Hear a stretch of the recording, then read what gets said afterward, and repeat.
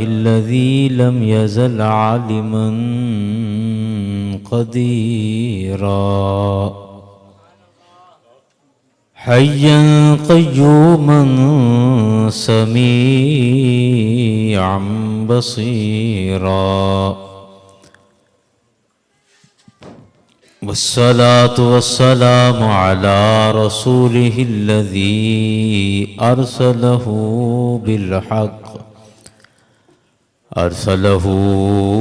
بالحق بشيرا ونذيرا وعلى آله وأصحابه كثيرا كثيرا أما بعد فأعوذ بالله من الشيطان الرجيم بسم الله الرحمن الرحيم ولو أنهم إذ ظلموا أنفسهم جاءوك صدق الله العظيم وصدق رسوله النبي الكريم الأمين إن الله وملائكته يصلون على النبي يا أيها الذين آمنوا صلوا عليه وسلموا تسليما سب احباب بلند آواز سے پڑھ لیں الصلاۃ والسلام علیک یا رسول اللہ الصلاۃ والسلام علیک یا نبی اللہ الصلاۃ والسلام علیک یا شفیع المذنبین وعلى آلك وأصحابك يا رحمة للعالمين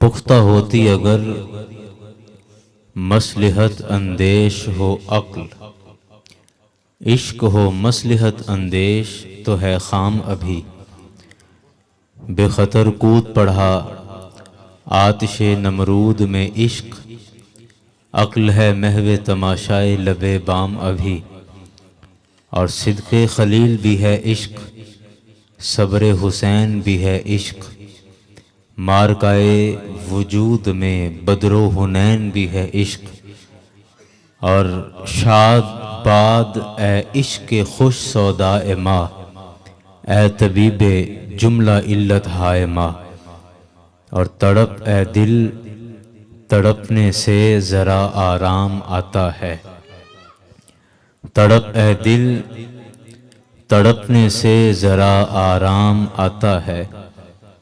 بعض تکلیفیں ایسی ہیں کہ جن سے بے چینی اور بے قراری بڑھ جاتی ہے، لیکن بعض درد اور بعض تکلیفیں ایسی ہیں کہ جو دل کے لیے بھی سکون کا باعث ہوتی ہیں اور جان کے لیے بھی سکون کا باعث ہوتی ہیں۔ پنجابی کسی شاعر نے کہا کہ جیڑا درد ہوندا ہے درد منداں دا علاج، جیڑا درد ہوندا ہے درد منداں دا علاج، مینوں بھی وہ درد ہو جائے عطا تھوڑا جہا، اور اس لیے کہا کہ تڑپ اے دل تڑپنے سے ذرا آرام آتا ہے، تڑپ اے دل تڑپنے سے ذرا آرام آتا ہے، کہ لب پر ہر تڑپ کے ساتھ ان کا نام آتا ہے۔ حمد و ثنا کے بعد واجب الاحترام علماء ذی احتشام، معززین علاقہ، سامعین حاضرین، یاران گرامی، میزبانان محفل، اللہ کریم کا کروڑہا احسان ہے کہ رب کائنات نے ہمیں مختلف بہانوں سے اپنے اور اپنے پیاروں کے ذکر میں مصروف رکھا ہوا ہے۔ زمین پر بہت سارے اجتماعات ہوتے ہیں، بہت سارے جلسے، بہت سارے جلوس ہوتے ہیں، کہیں کوئی سیاسی جلسہ ہوتا ہے، کہیں کوئی شادی کا پروگرام ہوتا ہے، لیکن زمین پر منعقد ہونے والے تمام اجتماعات میں ایسا اجتماع جو رب کو بھی پسند ہو، رب کے حبیب کو بھی پسند ہو، وہ وہی اجتماع ہے کہ جہاں اللہ کا بھی ذکر کیا جائے اور اس کے پیاروں کا بھی ذکر کیا جائے۔ اس اعتبار سے آج کی یہ بزم، آج کی یہ خوبصورت محفل یقیناً اللہ کے ہاں بھی محبوب ہے اور اللہ کے محبوب کے ہاں بھی محبوب ہے۔ اور 31 اکتوبر غازی ملت، عاشق رسول، محب رسول، غازی علم الدین شہید رحمۃ اللہ تعالی علیہ، آپ کا یوم وصال ہے، اور ہر سال اسی مناسبت سے حاجی صادق صاحب اور حاجی لیاقت صاحب کے اہل خانہ، بالخصوص ان کے پسران، اس مبارک محفل کا انتظام کرتے ہیں، اور اسی مناسبت سے میں نے اقبال کے کچھ اشعار آپ کے سامنے پڑھے، اور اسی مناسبت سے قرآن پاک کی ایک آیت کریمہ کا کچھ حصہ آپ کے سامنے پڑھا۔ رب کائنات نے، ابھی میں اس پر بات کروں گا کہ غازی علم الدین شہید کو ہم عاشق رسول کہتے ہیں، تو عاشق رسول کا انجام اور نتیجہ کیا ہوتا ہے، اور ہم نے اس کو کتنا ہلکا اور سستا سمجھا ہے، اس پر انشاءاللہ ذہن بنا تو میں آخر میں بات کروں گا۔ رب کائنات نے قرآن مجید میں ارشاد فرمایا کہ وَلَوْ أَنَّهُمْ إِذ ظَلَمُوا أَنفُسَهُمْ جَاءُوكَ، اے حبیب صلی اللہ علیہ وسلم، آپ کے غلام، آپ کے امتی اگر اپنی جانوں پر ظلم کر بیٹھیں تو جاؤک، آپ کی بارگاہ میں حاضر ہو جائیں۔ تیسری مناسبت ایک یا دوسری مناسبت ایک اس پروگرام سے یہ بھی جڑ گئی کہ ابھی یا تو اسی مہینے، مطلب کل یکم ہو جائے گی، اسی مہینے یا اگلے مہینے ان قریب اس گھر سے ایک قافلہ مدینہ شریف جا رہا ہے، اور اس میں علامہ سہیل صاحب بھی ساتھ جا رہے ہیں، ان کی اہلیہ بھی اور دیگر احباب بھی جا رہے ہیں، تو یہ بھی ایک ساتھ مناسبت میں چاہوں گا تھوڑا بہت اس کا بھی ساتھ ذکر شامل ہو جائے۔ رب کائنات نے فرمایا کہ اے حبیب، اگر آپ کے غلام، آپ کے امتی اپنی جانوں پر ظلم کر بیٹھیں، اب جان پر ظلم کیا ہے؟ گناہوں کی وجہ سے اپنی جانوں پر ظلم کر بیٹھیں، نافرمانیوں کی وجہ سے اپنی جانوں پر ظلم کر بیٹھیں، بدعمالیوں کی وجہ سے اپنی جانوں پر ظلم کر بیٹھیں، تو فرمایا اس کا حل کیا ہے کہ جاؤکا، اے حبیب یہ آپ کے پاس آ جائیں، آپ کی بارگاہ میں حاضر ہو جائیں، اور آپ کی بارگاہ میں حاضر ہو کر فاستغفر اللہ واستغفر لہم الرسول، کہ آپ کی بارگاہ میں آ کر یہ اللہ سے استغفار کریں، اور رسول صلی اللہ علیہ وسلم بھی ان کی سفارش کر دیں، وہ بھی ان کے لیے استغفار کر دیں، تو نتیجہ کیا نکلے گا؟ لَوَجَدُ اللَّهَ تَوَّابَ الرَّحِيمَ، تو ضرور آپ اللہ کو توبہ قبول کرنے والا مہربان پاؤ گے۔ آیت مبارکہ کے ترجمے میں ہی کافی ساری چیزیں حل ہو گئیں اور سمجھ آ گئی ہیں۔ سب سے پہلے آپ دیکھیے کہ جانوں پر ظلم کر کے اللہ تبارک و تعالی نے اپنے حبیب کی بارگاہ میں حاضر ہونے کا حکم ارشاد فرمایا۔ میں محترم صابر منا صاحب سے کہوں گا، گزارش کروں گا آپ آگے تشریف لے آئیں، آپ کو خوش آمدید کہتے ہیں جتنے بھی دوست ابھی تشریف لائیں محفل میں۔ میں عرض کر رہا تھا، یہاں آ جائیں، ہاں جی آ جائیں۔ میں عرض کر رہا تھا کہ اگر آپ اپنی جانوں پر ظلم کر بیٹھیں تو فرمایا کہ اے حبیب آپ کی بارگاہ میں حاضر ہو جائیں۔ اب جانوں پر ظلم کیا ہے؟ ہمارے ہاں ظلم کہا جاتا ہے جی کسی نے کوئی مارے کٹے دے اے اندے تو ظلم ہویا ہے،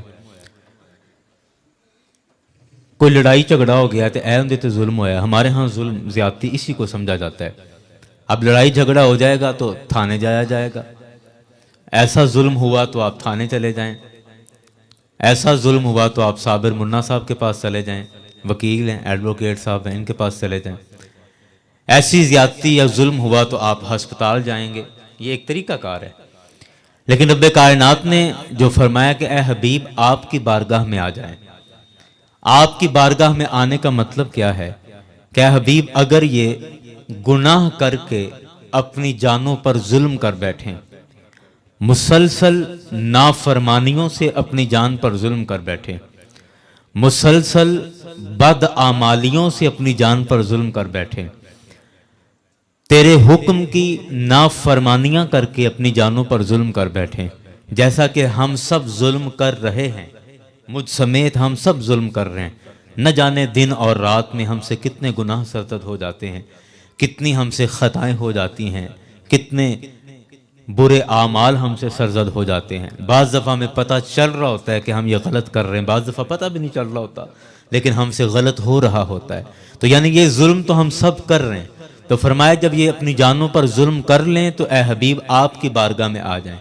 ان کا حل یہ ہے، جیسے بیمار کا حل یہ ہے کہ وہ شفا خانے چلا جائے، بیمار کا حل یہ ہے کہ اس کو ہسپتال منتقل کر دیا جائے، اور پھر ڈاکٹر کہتے ہیں کہ آپ وقت پر نہیں لے کے آئے، تھوڑی دیر اور پہلے لے آتے تو یہ بچ جاتا۔ مطلب ضروری ہے کہ جیسے بیمار کا حل یہ ہے کہ اسے ہسپتال بر وقت منتقل کیا جائے تو وہ روح بصحت ہوگا، اسی طرح بیمار مصطفیٰ کا حل یہ ہے کہ جب وہ بیمار ہو جائے اپنی جان پر ظلم کر بیٹھے تو حل یہ ہے کہ بر وقت اس کو در مصطفیٰ پر لے جایا جائے، بر وقت وہ در مصطفیٰ پر پہنچ جائے۔ جب رسول اکرم صلی اللہ علیہ وسلم کی بارگاہ میں چلا جائے گا تو اس کے اس مرض کا علاج ہو جائے گا۔ اچھا یہاں قابل غور بات یہ ہے کہ ہم سب عبادت کس کی کرتے ہیں؟ اچھا ویسے نا جب عبادت کے متعلقہ کوئی سوال ہوتا ہے تو ہم اکثر چپ ہو جاتے ہیں، شاید ذہن میں یہ ہوتا ہو کہ جڑے کر دیں وہ جواب دیں، سانوں کی ضرورت پئی۔ کوئی بات نہیں، میں دعا کرتا ہوں اللہ تعالیٰ اس مبارک محفل کے صدقے ہم سب کی اپنے گھر میں مسجد کے اندر اللہ ہماری وابستگی اور ہمارا تعلق مضبوط فرما دے۔ مجھے بتائیے کہ ہم سب عبادت کس کی کرتے ہیں؟ اللہ تعالیٰ کی۔ اب اگر ہم عبادت نہ کریں گے، عبادت نہیں کرتے تو مجرم کس کے ہوئے؟ سارے بولیں اللہ تعالیٰ کے۔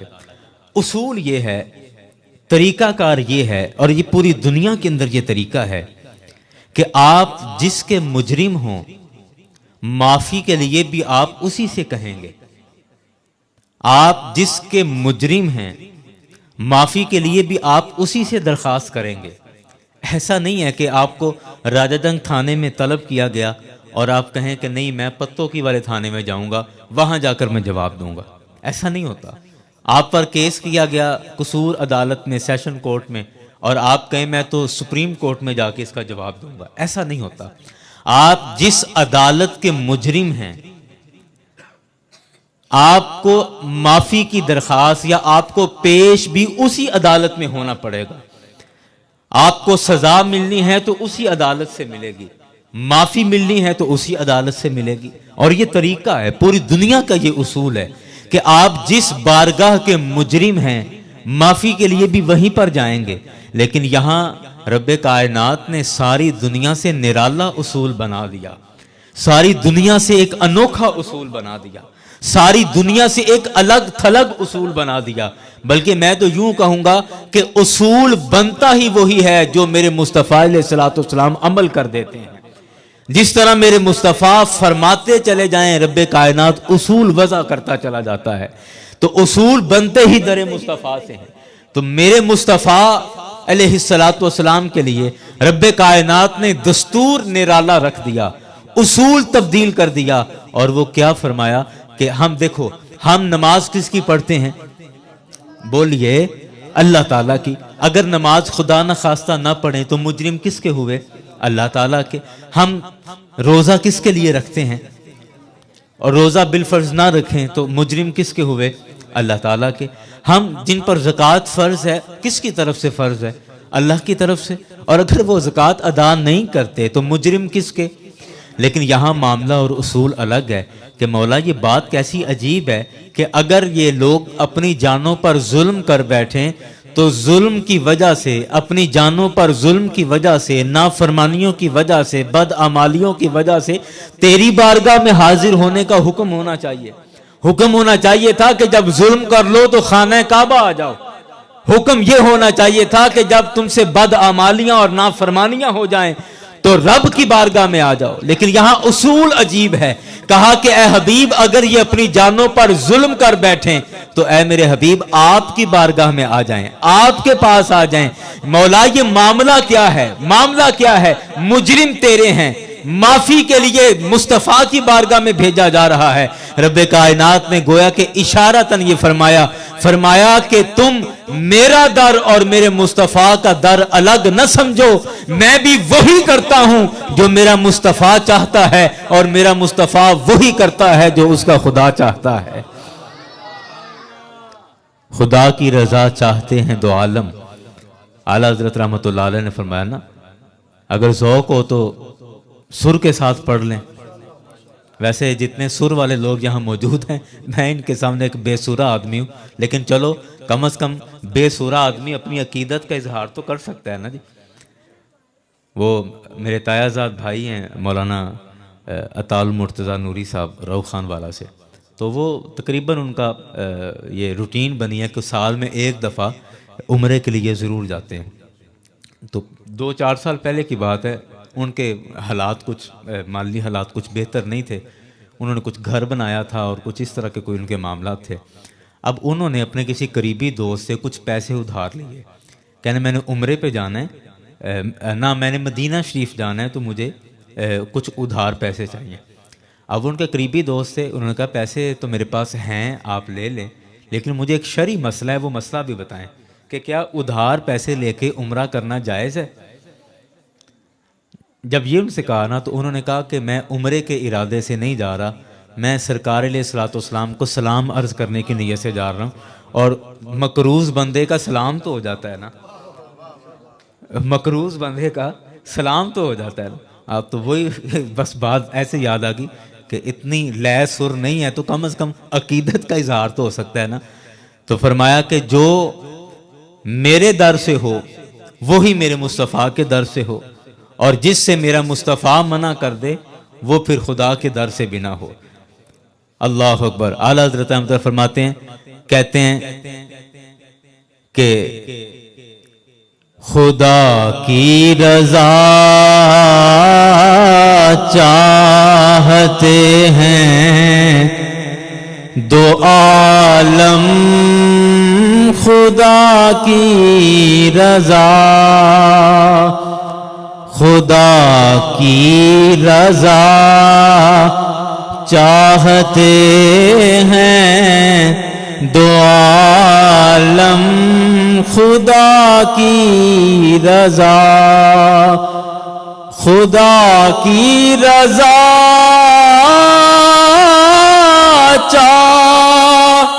چاہتے ہیں دو عالم، خدا چاہتا ہے رضا محمد. اور ایک اسی نعت کا ایک فارسی کا شعر ہے، کہتے ہیں کہ محمد برائے جناب الہی،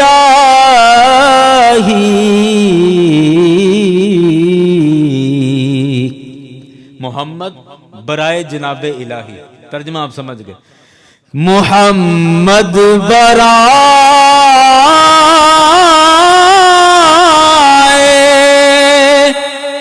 جناب الہی، جناب الہی الہی برائے محمد زہ عزت و اعتلاء محمد کہ ہے عرش حق زیر پائے محمد. کہا کہ جو وہاں سے ہو، ماشاءاللہ حدیث قدسی ہے، حضرت نے توجہ دلائی کہ میرے مصطفیٰ علیہ السلام نے فرمایا کہ خدا یہ فرماتا ہے کہ کلہم یطلبون رضائی. رب کائنات نے فرمایا کہ سارا زمانہ میری رضا چاہتا ہے. وَأَنَا أَطْلُبُ رَضَاكَ یا محمد، اور اے محمد میں خدا آپ کی رضا چاہتا ہوں، میں خدا آپ کی رضا چاہتا ہوں. اس لیے کہا کہ مجرم خدا پاک کے ہیں، مجرم دربار خدا کے ہیں، لیکن کہا معافی کے لیے کہاں جانا ہے؟ معافی کے لیے در مصطفیٰ پر چلے جاؤ، معافی کے لیے در مصطفیٰ پر چلے جاؤ. اور اس کی وجہ کیا ہے؟ کیوں در مصطفیٰ پر چلے جاؤ؟ دراصل اس میں ہمارا فائدہ ہے، اس میں ہمارا اپنا فائدہ ہے. فائدہ کس طرح ہے؟ یہ بڑی سہولت مل گئی، بڑی آسانی ہو گئی ہمارے لیے. اور آسانی اور سہولت کس طرح ہے؟ میں آپ کو ایک مثال سے یہ بات سمجھاتا ہوں. آپ کو مثال کے طور پہ آپ کو راجہ جنگ ہمارے تھانہ میں کوئی کام کوئی پڑ گیا، آپ میرے جیسے ہیں، مطلب جس نے کبھی تھانے کا منہ نہیں دیکھا، تو آپ کو تھانے میں کوئی کام پڑ گیا. اب آپ نے نہ کبھی تھانے گئے، نہ تھانے کے اصول و ضوابط کا پتہ، نہ پتہ وہاں کام کیسے کرواتے ہیں، کس سے ملنا ہے، کس کے متعلقہ یہ کام ہے، کون یہ کام کرے گا اور کیسے کروانا ہے، نہیں پتہ. آپ وہاں پر چلے گئے اور جا کر آپ کہتے ہیں جی میں نے یہ کوئی بھی اپنا کام، جی میں نے یہ کام کروانا ہے. تو مجھے آپ بتائیں کہ کیا آپ آسانی سے کام کروا سکتے ہیں؟ بولے نہیں کروا سکتے، پتہ ہی نہیں ہے. جب بلکہ تھانہ کہ آپ کسی بھی دفتر پر جائیں گے اور اگر آپ کو اس کے دفتر کے اصول و ضوابط کا، وہاں کام کروانے کے طریقے کا ہی نہیں پتہ، تو آپ وہاں پر یقیناً پریشان ہوں گے. اچھا، اب دوسرا یہ ہے کہ آپ تھانے دار کے کسی قریبی دوست کو ساتھ لے جائیں، آپ تھانے دار کے کسی پیارے کو اپنے ساتھ لے جائیں اور اسے کہیں کہ تھانے میں یہ کام ہے تو آپ میرے ساتھ چلیں. اب وہ آپ کے ساتھ جاتا ہے تو پھر وہ کسی منشی کے پاس نہیں رکے گا، کسی محرر کے پاس نہیں رکے گا، کسی سپاہی کے پاس نہیں رکے گا. وہ سیدھا تھانے دار کے دفتر میں جائے گا اور جا کے کہے گا، دعا سلام کے بعد چائے شائے بھی وہاں سے پی کے آئے گا اور کہے گا کہ یہ کام ہمارا کر دیں. اور وہ بغیر انتظار کرائے کہیں گے کہ ٹھیک ہے آپ آ گئے تو بس کوئی بات نہیں، اب آپ بے فکر ہو جائیں، آپ کا کام ہو جائے گا. ایسا ہی ہے نا جی، ایک جنرل سی مثال ہے، آپ سب سمجھتے ہیں. اب مجھے آپ بتائیں، اب دیکھیں ہم مجرم ہیں اللہ کی بارگاہ کے، مجرم ہوئے خدا کی بارگاہ کے، اور معافی کے لیے کہا کہ آپ جائیں در مصطفیٰ پر، آپ جائیں در مصطفیٰ پر. وجہ کیا ہے؟ وجہ یہ ہے کہ ہم مجرم رب کے، اب ہمارا ہمارے رب سے جیسا تعلق ہے یہ ہم سب کو پتہ ہے، مطلب کم از کم ہمیں تو پتہ ہے. مجھے اپنے تعلق کا پتہ ہے، آپ کو اپنے تعلق کا پتہ ہے. تو اس لیے یہ سہولت اور آسانی ہمارے لیے ہے. رب کائنات نے فرمایا کہ اگر تم ڈائریکٹ بغیر کسی واسطے کے مجھ سے معافی مانگو گے تو پھر میں تمہیں دیکھوں گا کہ مانگنے والا کیسا ہے، اس کا اپنا کردار کیسا ہے، اس کا اپنا میری بارگاہ میں مقام کیسا ہے، اور جیسا تمہارا رب کی بارگاہ میں مقام ہوگا ویسا سلوک تمہارے ساتھ کر دیا جائے گا. لیکن اگر تم در مصطفیٰ پر جا کر پھر رب سے معافی مانگو گے تو گویا کہ رب کائنات فرماتا ہے کہ جب تم مصطفیٰ کا واسطہ لے کر آ جاؤ گے تو پھر میں تمہیں نہیں دیکھوں گا کہ تم کیسے ہو. تم گنہگار سہی، تم نکمے سہی، بدکار سہی، روح سیاہ سہی، جیسے بھی گنہگار ہوگے، لیکن جب در مصطفیٰ سے ہو کر میری بارگاہ میں آؤ گے پھر میں تمہارا منہ نہیں دیکھوں گا بلکہ مصطفیٰ کے منہ کو دیکھوں گا. دیکھوں گا یہ کس در سے ہو کر آیا ہے، دیکھوں گا یہ کس در کا واسطہ لے کر آیا ہے. پھر تمہارا لحاظ نہیں، پھر مصطفیٰ کا لحاظ کرتے ہوئے تمہاری معافی ہوتی چلی جائے گی. پھر میرے مصطفیٰ کا لحاظ ہوتے ہوئے معافی ہو جائے گی، گناہ معاف ہو جائیں گے. اس لیے کہا یہ ہماری سہولت کے لیے اور ہماری آسانی کے لیے کہا. لیکن ہم ایسے خوش فہم ہیں، ہم ایسے خوش فہم ہیں یا اوور کانفیڈنٹ ہیں. ہمارا ضرورت سے زیادہ شاید اعتماد اور اعتبار ہے. ہم ایسے خوش فہم ہیں کہ ہمیں ایک آسان رستہ بتا دیا گیا کہ اس رستے پر چلو، یہ تمہارے لیے آسان رستہ ہے، اللہ تعالیٰ تمہیں معاف کر دے گا. لیکن ہم ایسے خوش فہم ہیں، ہم کہتے ہیں لو وہ ہمارا رب نہیں، وہ اللہ تو سارے دا اللہ ہے، اسی خود کیوں نہیں مانگ سکتے، اسی آپ کیوں نہیں کہہ سکتے، وہ اللہ ساڑی نہیں سنتا. وہ سب سنتا تو سب کی ہے، لیکن مجھے بتاؤ مانتا اسی کی ہے جو اس کی مانتا ہے. ایتھے سبحان اللہ کہنا سی ویسے. اللہ تعالیٰ سنتا تو سب کی ہے لیکن مانتا اسی کی ہے جو اس کی مانتے ہیں، اور جو اس کی نہ مانے پھر خدا بھی اس کی نہیں مانتا. سنتا تو سب کی ہے. تو ہمیں یہ شارٹ کٹ نہیں مارنا چاہیے یا ہمیں یہ خوش فہمی کا شکار نہیں ہونا چاہیے. وہ کسی نے کہا نا کہ خوش فہمیوں کے سلسلے اتنے دراز ہیں، ہر اینٹ سمجھتی ہے کہ دیوار مجھ سے ہے، ہر اینٹ سمجھتی ہے کہ دیوار مجھ سے ہے. تو ہمیں خوش فہمی کا شکار نہیں ہونا چاہیے.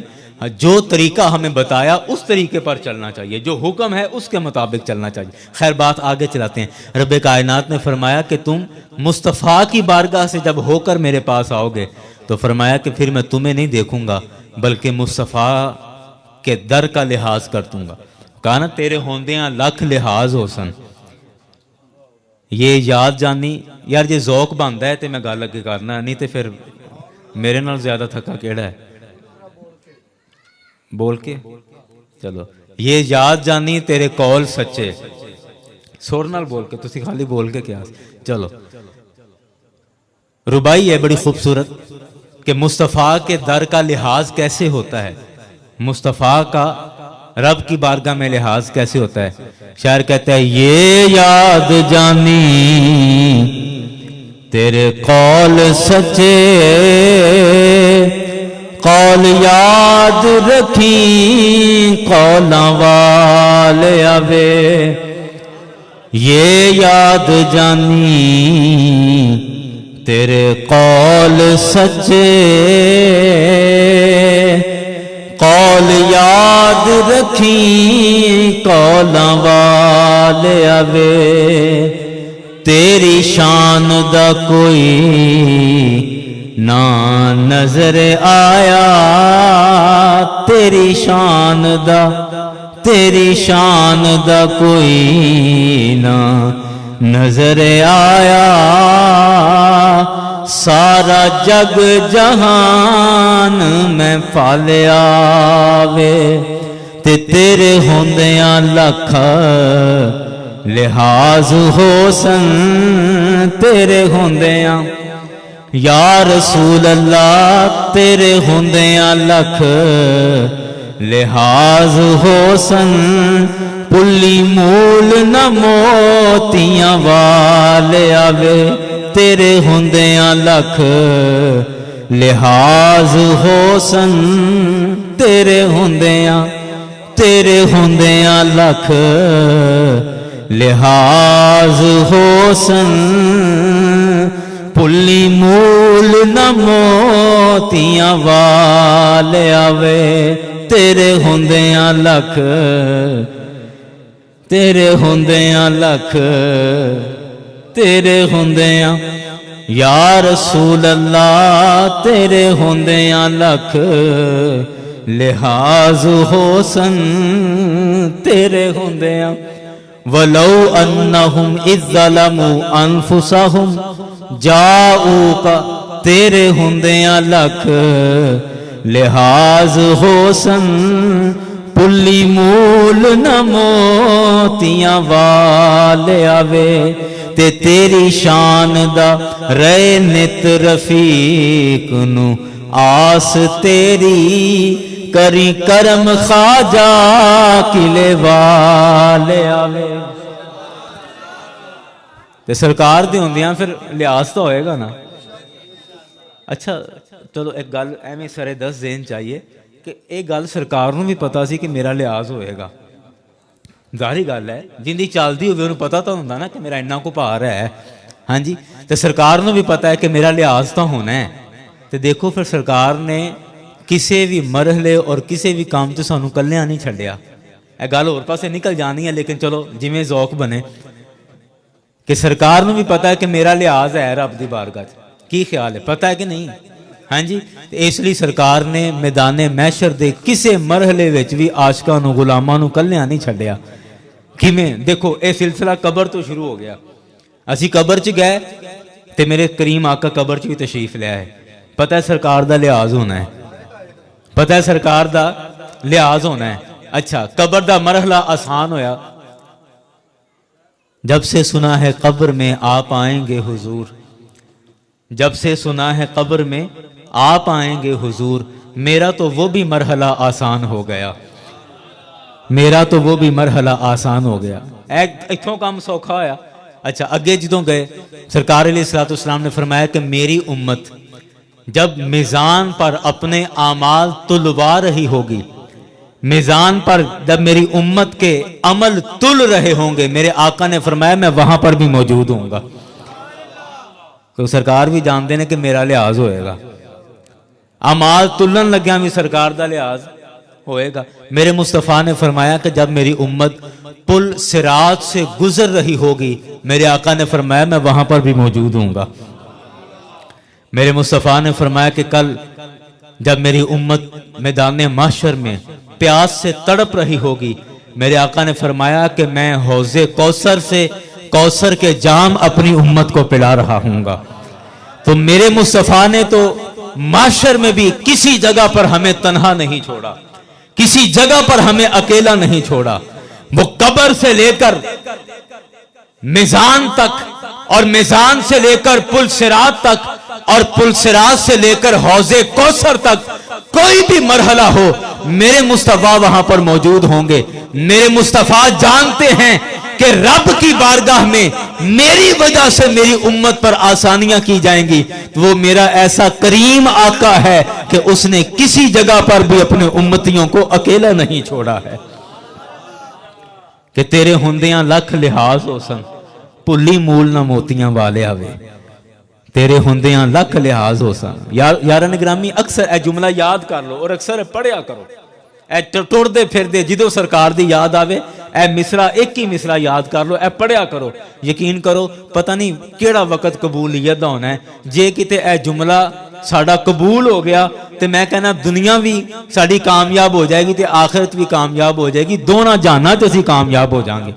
कि तेरे हुंदियां लख लिहाज हो सन, भुली मूल ना मोतियां वाले आवे। तेरे हुंदियां लख लिहाज हो सन, भुली मूल ना मोतियां वाले। जिंदा कबूल हो गया ना, वो कह लो कि दोवें जाना ते उनका बेड़ा पार हो गया। जिंदा जुमला एक पढ़ते रहा करो, कहते रहा करो, दुआ की सूरत में कहते रहा करो। अल्लाह करीम सब की दुआ कबूल फरमाए। मैं बात अर्ज कर रहा था कि कहा कि मुस्तफ़ा की बारगाह में आ जाएं, और फिर कुरान के अल्फाज ने जो शर्त लगाई कि खाली वहां पर जाना नहीं है, कहा कि जाऊ का आपके पास आ जाएं और आपके पास आकर फस्तगफिरुल्लाह, अल्लाह से माफी मांगे। आपके पास आकर अल्लाह से माफी मांगे। और साथ कहा वस्तगफर लहुमुर रसूल, और रसूल भी इनके लिए इस्तिगफार करें।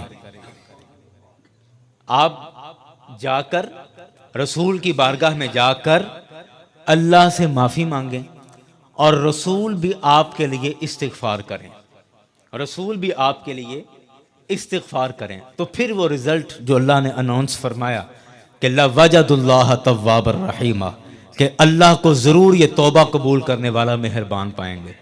अब शर्तें इसमें दो हैं कि मुस्तफ़ा की बारगाह में जाकर, मुस्तफ़ा की बारगाह में हाजिर होकर, पहली शर्त हाजिर होकर तौबा करनी है, पहली शर्त। दूसरी शर्त क्या है कि अल्लाह के महबूब भी तुम्हारे लिए इस्तिगफार करें।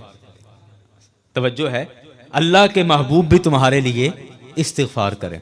अब आप देखें कि कुरान पाक क्या क़यामत तक के लिए किताब है या सिर्फ रसूल पाक सल्लल्लाहु अलैहि वसल्लम के ज़ाहरी हयात तजबा तक की किताब थी? सारे बोलें क़यामत तक के लिए। अब कुरान पाक के जो अहकामात हैं, क्या ये सिर्फ रसूल अकरम सल्लल्लाहु अलैहि वसल्लम की ظاہری حیات طیبہ تک محدود تھے یا یہ احکامات قیامت تک آنے والے مسلمانوں کے لیے ہیں؟ قیامت تک آنے والے مسلمانوں کے لیے۔ جب قرآن قیامت تک کے لیے کتاب بن کر آیا تو اس کا مطلب ہے کہ یہ حکم بھی قیامت تک کے لوگوں کے لیے ہے، اور قیامت تک کے لوگوں کے لیے اس حکم کا پھر کیا مطلب ہوا کہ وہ رسول کی بارگاہ میں استغفار کریں، جا کر اللہ سے معافی مانگیں، مصطفیٰ کی بارگاہ میں حاضر ہو کر اللہ سے معافی مانگیں، اور اگلی جو شرط ہے کہ رسول بھی ان کے لیے استغفار کریں، رسول بھی ان کے لیے اللہ کی بارگاہ میں سفارش کر دیں۔ تو اب اس کا مطلب کیا ہوا؟ ایک تو مطلب یہ ہے کہ اگر آپ کہیں کہ قرآن صرف اور صرف سرکار کی ظاہری حیات تجربہ تک کی کتاب تھی، اس کے بعد کی یہ کتاب نہیں ہے معاذ اللہ، اگر آپ یہ کہیں تو پھر تو اس کا مفہوم سیدھا سیدھا ہے کہ سرکار کی زندگی تک کے یہ سارے حکم تھے، جب تک سرکار ظاہری حیات طیبہ میں رہے تو سرکار بھی ان کے لیے استغفار کرتے رہے، ان کے لیے توبہ کرتے رہے، ان کے لیے رب سے معافی مانگتے رہے، ان کے لیے سفارش کرتے رہے، تو چلو توبہ قبول ہوتی رہی، یہ بات تو ہو گئی۔ لیکن یہ سارا معاملہ تب ہے جب آپ قرآن کو صرف سرکار کی زندگی تک مانیں، اور اگر آپ یہ عقیدہ رکھتے ہیں کہ قرآن قیامت تک کے لیے کتاب بن کر آئی ہے، قرآن کا حکم قیامت تک کے لیے ہے، تو پھر میں خدا کی قسم کھا کر کہتا ہوں آپ کو ماننا پڑے گا کہ اللہ کے محبوب آج بھی ہمارے لیے استغفار کرتے ہیں، اللہ کے محبوب آج بھی ہمارے لیے رب سے معافی مانگتے ہیں، اللہ کے حبیب آج بھی ہمارے لیے رب سے سفارش کرتے ہیں، اللہ کے حبیب آج بھی ہمارے لیے اپنے رب سے استغفار کرتے ہیں اور اپنے رب سے معافی کے طلبگار ہوتے ہیں۔ ہم جیسے نکمے سہی، جیسے گناہگار سہی، لیکن جب مصطفیٰ کی بارگاہ میں جا کر توبہ کر لیتے ہیں تو پھر میرا حبیب بھی ایسا مہربان ہے کہ ساری باتیں بھول کر ہماری سفارش رب کی بارگاہ میں کر دیتا ہے۔ اللہ اکبر، اللہ اکبر۔ قرآن جب قیامت تک کے لیے کتاب ہے تو پھر آپ مانیں کہ میرے مصطفیٰ آج بھی اپنے غلاموں کے لیے استغفار کرتے ہیں۔ وہ دیتے ہیں کیا اور کیا نہیں دیتے، یہ جھگڑے اور یہ معاملے، یہ سارے میں سمجھتا ہوں یہ عقل کی الجھنیں ہیں، یہ عقل کی الجھنیں ہیں، صرف اور صرف ہمارے ذہن کا فطور ہے، اس سے زیادہ کچھ نہیں۔ اللہ اکبر، اللہ اکبر۔ جب ان ذاتوں سے مانگا جائے تو پھر حساب یا پھر پیمانہ نہیں رکھتے کہ 1 لیٹر دینا یا 2 لیٹر دینا یا 10 لیٹر دینا، پیمانہ نہیں ہوتا۔ جب رب سے مانگیں یا رب کے حبیب سے کے واسطے سے جب مانگیں تو پھر محدود نہیں، پھر جھولی چھوٹی نہیں ہونی چاہیے، پھر کاسا چھوٹا نہیں ہونا چاہیے۔ یہ دیکھیں وہ بارگاہیں کون سی ہیں۔ اللہ اکبر، اللہ اکبر۔ تو رب کائنات کے اس حکم سے، قرآن کی اس آیت سے یہ بات واضح ہو گئی کہ آج بھی اگر در مصطفیٰ کا واسطہ دے کر رب سے توبہ کریں تو میرے مصطفیٰ آج بھی ہمارے لیے استغفار کرتے ہیں۔ کافی سال پہلے میں نے یہی گفتگو اسی مضمون پر ٹنڈو آدم ایک شہر ہے حیدرآباد کے قریب سندھ کا، وہاں میں گفتگو کر رہا تھا، تو وہاں ایک دوست کھڑے ہوئے، انہوں نے ایک بڑا مزیدار سوال کیا اسی گفتگو پر، اور بڑا مزیدار سوال تھا ان کا، اس لیے میں آپ کے سامنے وہ رکھ رہا ہوں۔ وہ کھڑا ہو کے کہتا ہے کہ حضرت آپ نے جو گفتگو کی ہے تو اس گفتگو سے صاف پتہ چلتا ہے کہ امیروں کی بخشش ہو جائے گی اور غریبوں کی بخشش نہیں ہوگی۔ میں نے کہا وہ کیسے؟ کہتے ہیں کہ آپ نے یہ کہا کہ اللہ تعالیٰ فرماتا ہے کہ جب اپنی جانوں پر ظلم کر لو تو محبوب کی بارگاہ میں چلے جاؤ، اور آج آپ کو پتہ ہے کہ وہاں جانے کے لیے ایک اچھی خاصی رقم چاہیے، تو اب وہ غریب آدمی تو وہ رقم نہیں افورڈ کرتا، امیر آدمی کر سکتا ہے۔ تو اس کا مطلب کہ امیر بندہ تو وہاں پہ جا کے اپنی توبہ کر لے گا اور کروا لے گا اور معافی تلافی ہو جائے گی، تو غریب بندہ تو وہاں نہیں جا سکتا۔ تو مطلب یہ ہے کہ آپ کی تقریر کے مطابق امیر بخشے جائیں گے اور غریب پکڑے جائیں گے۔ سوال سمجھ آیا نا؟ اور سوال بنتا بھی ہے۔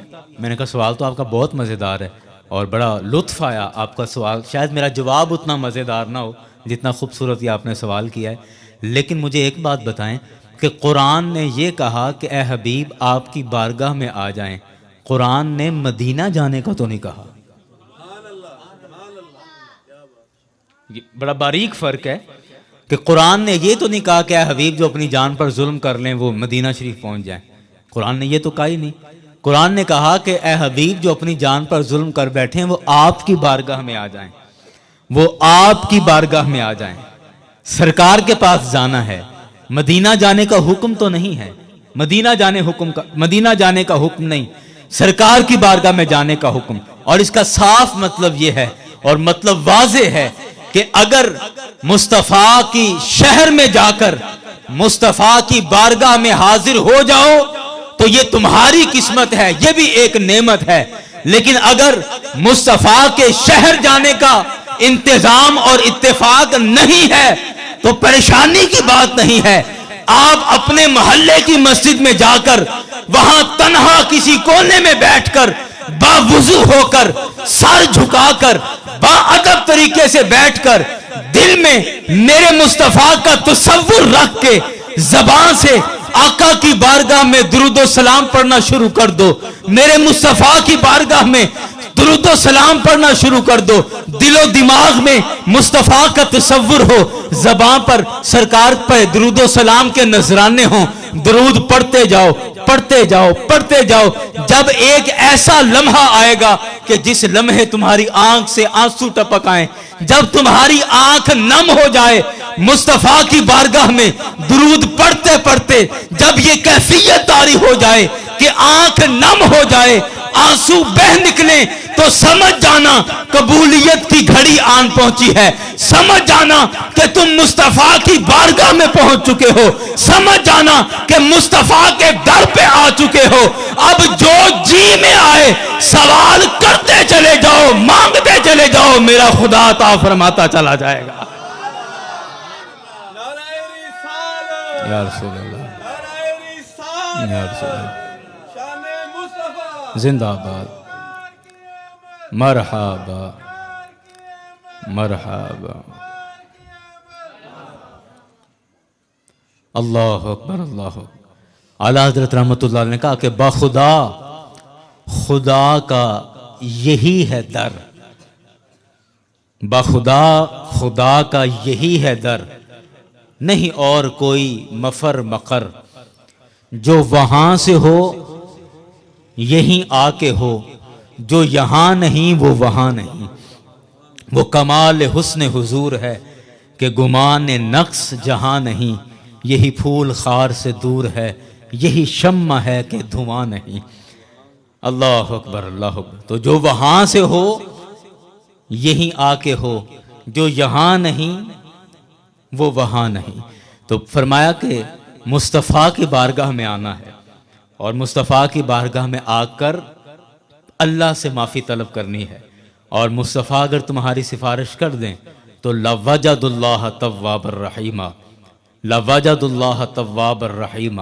اچھا، یہاں ایک اور بات ذہن میں آئی، مجھے کسی عالم دین نے بتایا، اور انہوں نے قبلہ والد گرامی علامہ مناظر اسلام صاحبزادہ محمد منظور احمد مرتضی رحمت اللہ تعالی علیہ، اللہ ان کی قبر پر کروڑہا رحمت نازل فرمائے، ان کے حوالے سے لاہور کے ہمارے ایک عالم دین ہیں، انہوں نے مجھے بتایا، کہنے لگے کہ اس آیت پر قبلہ حضرت صاحب نے ایک جگہ پر تقریر فرمائی تو اس میں انہوں نے ایک اور بات کا اضافہ کیا، اور ایک اور نقطہ اس بات سے، اسی آیت سے انہوں نے مجھے ہمارے انوار رسول صاحب نے، مفتی صاحب ہیں کوٹ لکھپت کے، انہوں نے مجھے یہ بات بتائی، کہتے ہیں حضرت صاحب نے ایک نقطہ بیان کیا تھا اس آیت پر، وہ میں آپ کو سنا دیتا ہوں۔ اب سر راہ بات میرے ذہن میں بھی آ گئی کہ بات کیا ہوئی کہ مصطفیٰ کی بارگاہ میں جانا ہے، تو حضرت قبلہ رحمت اللہ علیہ ہے، آپ نے یہ بیان کیا، کہنے لگے کہ اگر آپ کے پاس وہاں جانے کا انتظام نہیں، آپ مدینہ نہیں جا سکتے، آپ کے پاس مالی گنجائش نہیں ہے، جو ابھی ہمارے دنیاوی طور پر جو ہمارے تقاضے ہیں وہ آپ پورے نہیں کر پا رہے، کہتے اگر آپ مدینہ شریف نہیں جا سکتے تو آپ ان لوگوں کے پاس چلے جائیں جن کا مدینہ شریف آنا جانا رہتا ہے، جن کا در مصطفیٰ میں آنا جانا رہتا ہے، جو جب چاہیں تو مصطفیٰ کی بارگاہ میں حاضر ہو جاتے ہیں۔ جب چاہیں تو رسول اکرم صلی اللہ علیہ وسلم کو بلا بھی لیتے ہیں، اور جب چاہیں تو مصطفیٰ کا دیدار بھی کر لیتے ہیں۔ تو اگر تم مدینہ نہیں جا سکتے تو ان کی بارگاہ میں چلے جایا کرو جن کا مدینہ شریف آنا جانا رہتا ہے، یا جن کا رسول اللہ کی بارگاہ میں آنا جانا رہتا ہے، ان کی بارگاہ میں چلے جاؤ گے، ان کی صحبت میں چلے جاؤ گے تو اللہ ان کی برکت سے تمہیں بھی وہ صلاحیت عطا فرمائے گا کہ جب جی کرے گا تم چلے جایا کرو گے، اور جب جی کرے گا بلا لیا کرو گے۔ اللہ اکبر، اللہ اکبر۔ یاران گرامی، یہ ساری باتیں عقیدت اور محبت کی ہیں، اور یہ عقیدت اور یہ محبت سارا ہمیں قرآن نے سکھایا ہے، ہمیں حدیث نے سکھایا ہے، صحابہ نے سکھایا ہے۔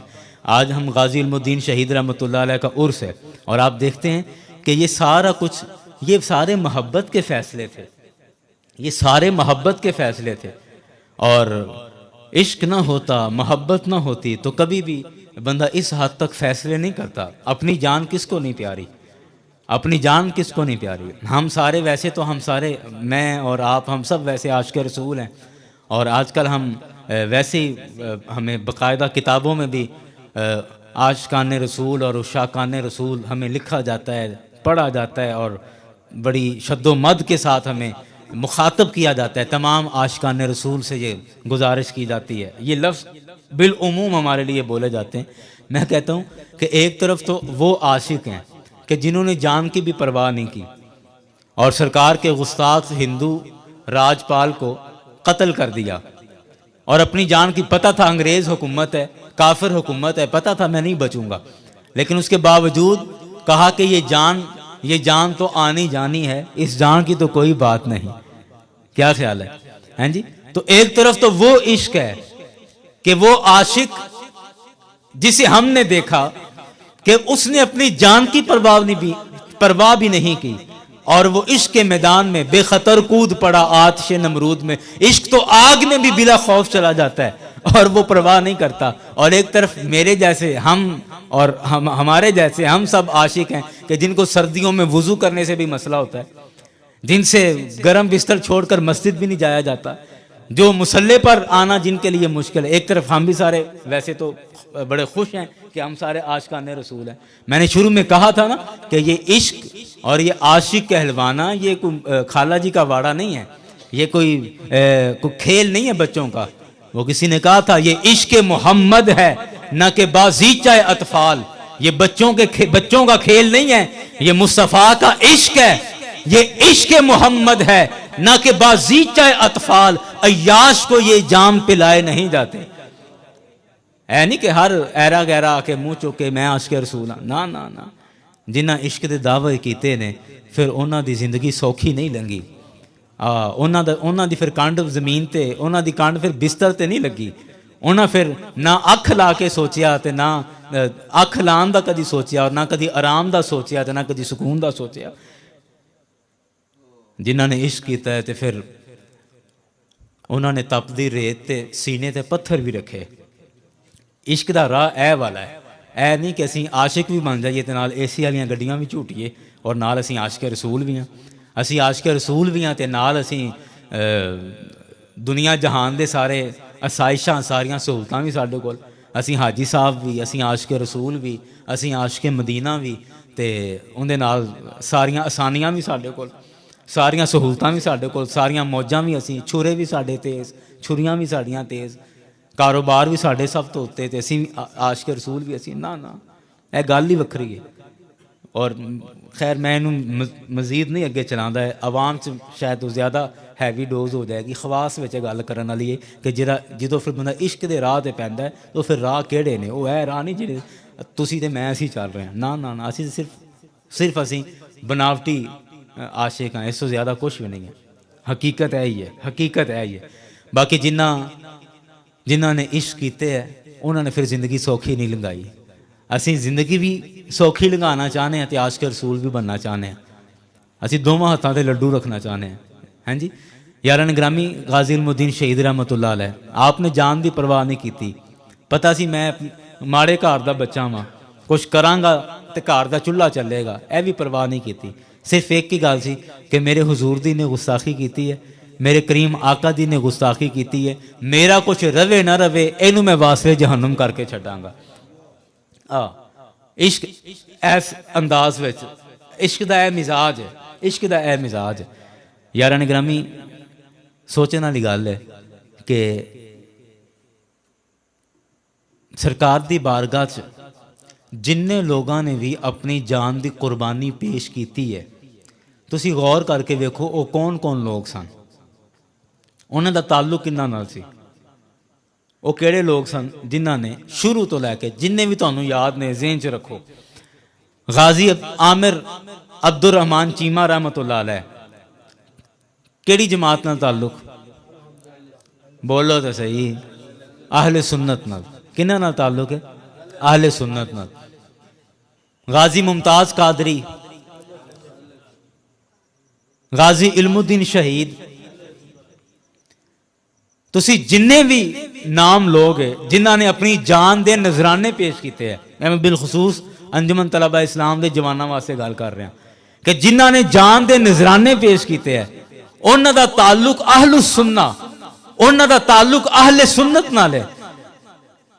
رب دی بارگاہ سوال کرو کہ یا اللہ ایک قربانی واسطے سانوں ہی کیوں چنیا جاندہ ہے؟ قربانی واسطے اہل سنت نو کیوں چنیا جاندہ ہے؟ یاراں گرامی رب دی بارگاہ چ سوال کرو گے نا تو ایک ہی جواب آنا ہے۔ رب نے فرمایا، رب دی بارگاہ چ جواب آئے گا کہ تسی باقی قربانی دے مسئلے ویکھ لو، جیڑی عید تے قربانی کر دے جے انہوں ویکھ لو تے سمجھ جاؤ کہ قربانی واسطے اہل سنت ہی کیوں نے۔ قربانی واسطے بولو تو صحیح اہل سنت کیوں نے۔ تسی دوجی قربانی ویکھ لو تے اتھوں حساب لا لو کی کہ دوسری قربانی چ لنگڑا جانور قربانی نہیں کریدا، اس قربانی چ انا جانور قربانی نہیں ہوندا، عیب دار جانور قربانی نہیں ہوندا، اور سب تو وڈی گل ہے کہ حرام جانور قربانی نہیں ہوندا۔ تو حساب لا لو کہ اہل سنت ہمیشہ انہاں نو کیوں چنیا جاندہ ہے قربانی واسطے کہ رب دی بارگاہ چ ہمیشہ حلال جان پیش کیتی جاندی ہے، رب دی بارگاہ چ ہمیشہ حلال جان پیش کیتی جاندی ہے، رب دی بارگاہ چ بے عیب جان پیش کیتی جاندی ہے، بے عیب جان۔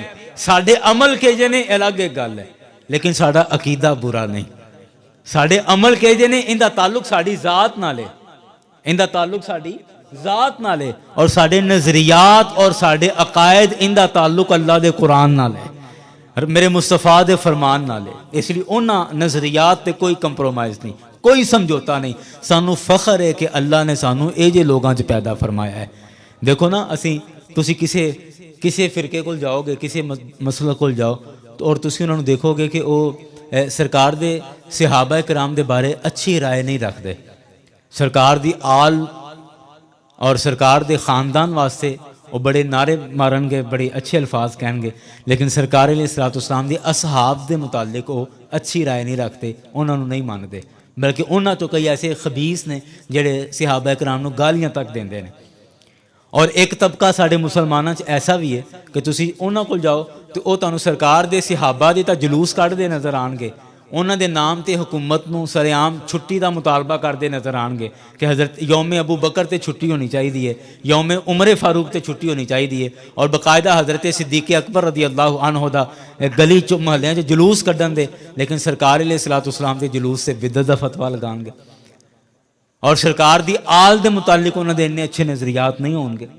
لیکن قربان جاؤ اللہ تعالیٰ نے تانوں او عقیدہ تے نظریہ عطا فرمایا ہے کہ ساڈے اندر تسی نیک بندے دے پہلے درجے تو لے کے تے نیک بندے دے آخری درجے تک تسی ساریاں نو ویکھ لو، یعنی اللہ دے ولی تو لے کے تے اللہ دے نبی تک جننے بھی درمیان تے درجے آندے نے اہل سنت سب نو منن والے نے، سب دا احترام کرن والے نے، سب نو منن والے نے، نہ اولیاء اللہ دا انکار، نہ صحابہ اکرام دا انکار، نہ سرکار دی اہل بیت دا انکار، سب دا اقرار تے دل و بجان اقرار کیتا جاندہ ہے۔ تو اللہ کریم دی بارگاہ چ دعا ہے کہ رب کائنات انہاں عاشقاں دے نقش قدم تے چلن دی توفیق عطا فرمائے، اللہ تعالیٰ سانو ایمان دی غیرت عطا فرمائے، ایمان دی غیرت عطا فرمائے، اور اللہ کریم ایس حاضرین نو اپنی پاک بارگاہ چ قبول فرمائے۔ جن نے دوست احباب ایس دفعہ عمرے تے جا رہے ہیں اللہ تعالیٰ انہاں دا سفر قبول فرمائے، انہاں دی حاضری قبول فرمائے، اور جن نے احباب میرے ورگے نے جن احباب میرے ورگے نے کہ جڑے خواہش مند اور طلبگار نے اس در دی حاضری دے، اللہ کریم انہاں دی حاضری دی بدولت سانوں بھی اپنی پاک بارگاہ دی حاضری نصیب فرمائے۔ وما علینا الا البلاغ۔